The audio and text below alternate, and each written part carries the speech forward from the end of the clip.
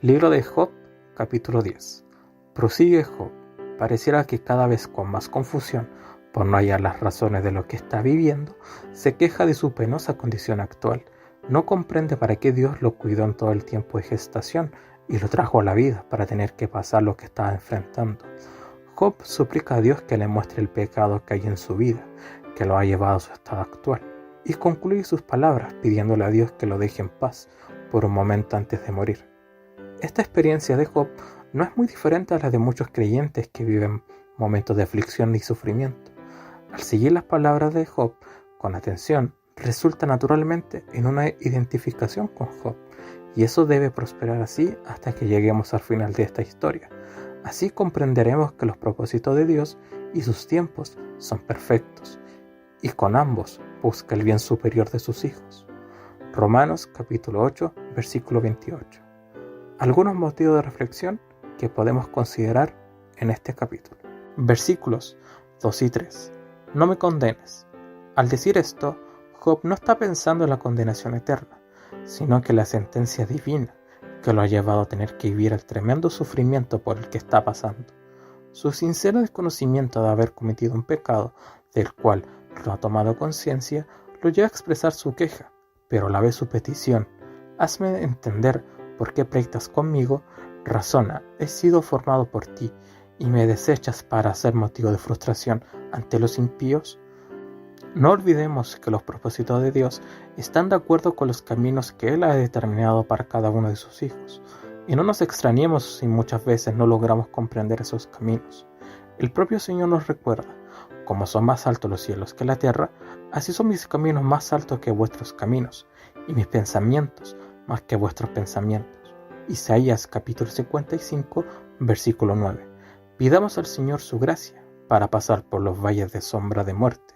Salmo 23, versículo 4. Sin quitar nuestra vista de Él, porque tú estarás conmigo, tu vara y tu cayado me infundirán aliento. Versículo 5. Los tiempos de Dios generalmente no calzan con los nuestros. Mientras el ser humano se mueve movido por lograr una retribución inmediata a sus deseos y urgido por la velocidad con que ve que transcurre el tiempo de la vida, Dios no está atado al tiempo. Nosotros deseamos todo aquí y ahora, mientras Dios tiene el tiempo justo para que lo que ocurra en nuestra vida redunde en la exaltación de su propia gloria. No debería existir nada más importante en nuestra mente que el deseo de que la gloria de Dios sea exaltada en nuestra vida. Nuevamente, podemos recordar el final de la historia de Job y así aprender a esperar en Dios. Versículos 8 al 13. La maravilla del cuerpo humano es una evidencia irrefutable que somos el resultado de un diseñador sabio, nuestro Creador. Mientras la humanidad intenta zafarse del Creador buscando en el vacío alguna explicación que responda ¿qué somos? ¿Qué es la vida? ¿Cómo llegamos a ser lo que somos? El creyente puede ocupar su tiempo en extasiarse en la creación de Dios. Estos versículos son una hermosa expresión poética de la obra de Dios. Job ilustra la formación de su cuerpo en 3 imágenes. Versículo 9. La obra de un alfarero que toma barro y hace una hermosa pieza única. Da a entender que ya manejaba la información que nosotros hallamos en Génesis capítulo 2, versículo 7. Versículo 10. La obra de un maestro quesero que con dedicación prepara la leche para luego colocarla en un molde y producir queso. Versículo 11. La obra de un sastre que hace con esmero un traje preciso, a la medida, para su cliente. Elevemos nuestras alabanzas a nuestro Dios junto al salmista. Cantemos: cuán muchas son tus obras, oh Jehová, hiciste todas ellas con sabiduría. La tierra está llena de tus beneficios. Salmo 104, versículo 24. Versículos 2 y 13.